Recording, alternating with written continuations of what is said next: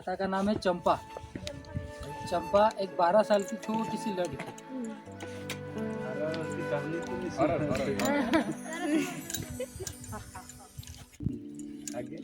एक लड़की अपने पिता के स्वाभिमान के लिए क्या कर सकती है, और रियल स्टोरी है, ऐसे नहीं कि कल्पकता से कुछ पैदा खुद किया हुआ है।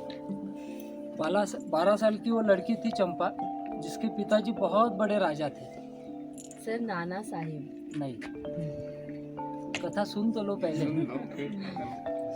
वो मैं भूल जाता हूँ फिर अगर डिस्टर्ब हुआ तो। नहीं सही तो हुआ कि कुछ कारणवश मुगलों से लड़ते लड़ते उनके पिताजी को पूरा राजपाट छोड़ना पड़ा और जंगल में आना पड़ा। इतनी भयानक अवस्था थी कि जो सोने के थालियों में खाना खाते तो उनको 2 वक्त का निवाला भी मिलना बहुत कठिन हो गया था। फिर भी स्वाभिमान उसके पिताजी का कायम था कि मैं लड़ूंगा लेकिन घुटने नहीं टेकूंगा। और उनके बच्चे उन्हीं की तरह भी, एक 12 साल की चंपा और एक 6 साल का उनका बेटा जिसका नाम भी वीर था। तो हुआ ये कि बहुत दिन की भूख थी, तो कहीं से उनकी माँ को थोड़ा सा आटा मिल गया। अभी उस आटे की रोटियां बनाई और 2 भाई बहन को दे दिया, बाकी उनके पास कुछ नहीं था। अभी बहन इतनी समझदार थी, बड़ी बहन होती है तो हमेशा जिम्मेदारी रहती है, तो समझदारी रहती है।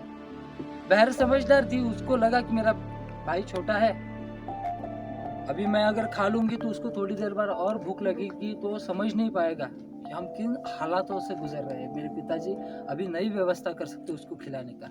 तो उसने क्या किया कि रोटी को 2 हिस्से में तोड़ा, आधी रोटी कपड़े में बांध कर घर में कोने में रख दी और आधी उसने खा ली। थोड़ी देर बाद ये हुआ कि एक याचक, एक भिक्षुक उस दरवाजे पर आया, और दरवाजे पर आते ही उसने आवाज लगाई, ओम भगवती भिक्षाम दे। माँ कही तो पानी भरने के लिए गई थी। पिता अपने सैनिकों से बात कर रहे थे। अभी एक छोटी सी बच्ची 12 साल की, उम्र ध्यान में रखिए, समझदारी किस हद तक होती है।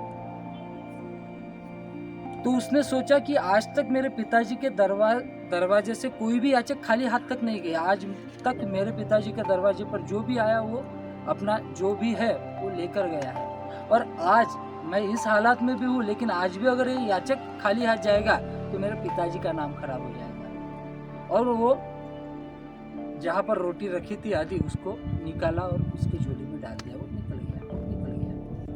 थोड़ी देर बाद जैसे कि हुआ कि उसका भाई नींद से जागा और भूख के मारे रोने लगा, बिलखने लगा। कुटी के बाहर एक पालने में उसको सुलाया हुआ था। अभी बड़ी बहन और माँ बाहर गई है, पिताजी भी बाहर है और भाई की जिम्मेदारी है। उसको भूख लगी है तो बहुत व्याकुल हो उठी, और व्याकुल होते ही जैसे उसके रोने की आवाज़ सुनी तो ये घर से दौड़ के निकल गई। उसने जो कपड़े पहने थे वो थोड़ा सा फटा हुआ था, उसमें उसका पैर अटक गया और वैसे ही वो धड़ाम से नीचे गिर गई। सामने बड़ा सा पत्थर था, उस पर उसका सर टकरा गया, और जैसे ही वो गिरी इतनी चोट उसको लगी कि वो जगह पर ही गतप्राण हो गई, वहीं पर डेड हो गई। उसके पिताजी दूर से देख रहे थे, वो दौड़ दौड़ के आए। उसने उस छोटी सी 12 साल की चंपा को हाथ में उठाया और बिलख बिलख कर रोने लगे। रोने इसलिए लगे कि ये जो आज मेरी परिवार की जो परिस्थिति है वो मेरे संघर्षों के कारण है। अगर मैं अपने जिद पर अड़ा रहा नहीं होता तो शायद मेरा परिवार फिर से उस राजवैभव में जी रहा होता। आज ये मर गई, इसका कारण मैं हूँ। तो वो रोने लगे और जोर जोर से बोलने लगे, नहीं अब मुझसे नहीं होगा, मैं अकबर के सामने अपने घुटने टेक दूंगा, अब मेरे से नहीं होगा, मेरी परिवार की अवस्था मुझसे देखी नहीं जाती। तो ऐसा कहते हैं कि वो जो मर चुकी थी उस चंपा में अचानक से जान आ गई। उसने आंखें खोली, उसकी आंखों में अंगार थे। उसने अपने पिताजी का हाथ अपने हाथ में लिया और कहा कि इसीलिए मैं बलिदान नहीं हो रही हूँ कि मेरे पिताजी जो इस हिंदुस्तान के सरगना है, जिन पर पूरे हिंदुस्तान की आस लगी हुई है, वो अपनी पुत्री के मोह के कारण मर गई, इसलिए घुटने टेक रहे हैं। लोग मुझे कलंकित करेंगे कि अपने पुत्री की वजह से महाराणा प्रताप ने अपना जो स्वाभिमान था वो छोड़ दिया। हाथ में लिया और कहा कि मैं भले ही अभी चली जाऊं, लेकिन पिताजी इतना करना कि कभी अपने स्वाभिमान को नहीं छोड़ना। और जैसे ही पिताजी का वचन हाथ में मिला, वैसे ही उसका हाथ फिर से ढीला हो गया और वहीं पर डेड हो गया। महाराणा प्रताप जी बिलक बिलक कर रोने लगे। उनकी पत्नी है वो भी रोने लगी, बच्चा भी रोने लगा।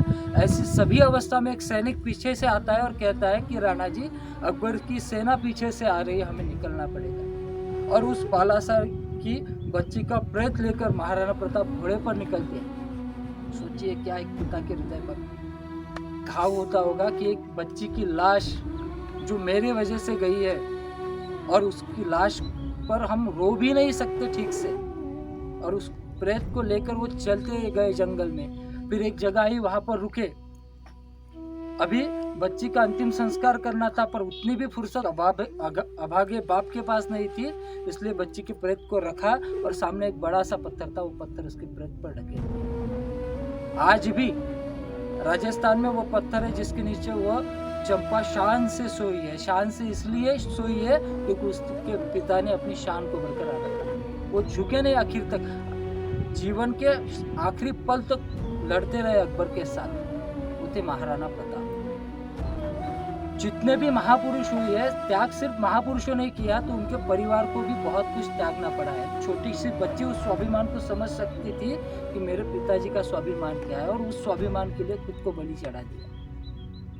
हम आज जो खड़े हैं ये इन सभी के त्यागों पर खड़े हैं। लेकिन दुर्भाग्य यह है कि हमें पुष्पा पता है पिक्चर का नाम, लेकिन चंपा पता नहीं। वो त्याग नहीं देती तो महाराणा प्रताप कभी लड़ते नहीं। महाराणा प्रताप वही घुटने टेक देती है। मरकर भी उसको जीना पड़ा क्योंकि अपने पिताजी को सही राह पर लगता। बेटियां हमेशा,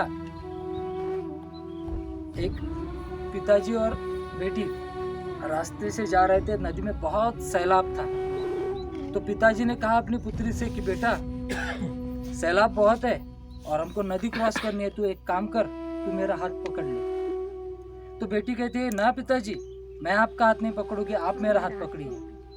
तो पिताजी ने कहा कि मैं तेरा हाथ पकड़े, तू मेरा हाथ पकड़े, बात तो एक ही है। तो बेटी बोली कि नहीं पिताजी, मैं किसी मजबूरी में आपका हाथ छोड़ सकती हूँ, लेकिन एक बाप अपनी बेटी का हाथ कभी नहीं छोड़ सकती। ये विश्वास होता है, और यही विश्वास हमें चंपा की इस कथा से सीखना है। अपने पिता के स्वाभिमान के लिए अपने पिता लगना चाहिए ना कि हमारे पिता को कि नहीं ये मेरी बेटी है। जिस दिन हमारी वजह से अपने पिता की गर्दन ऊंची हो जाएगी ना, समझ लीजिए कि अपने जितने जीवन में सब कुछ पा लिया।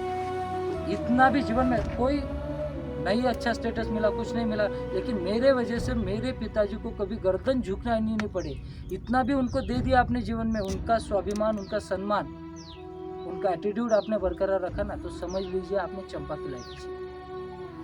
ठीक है।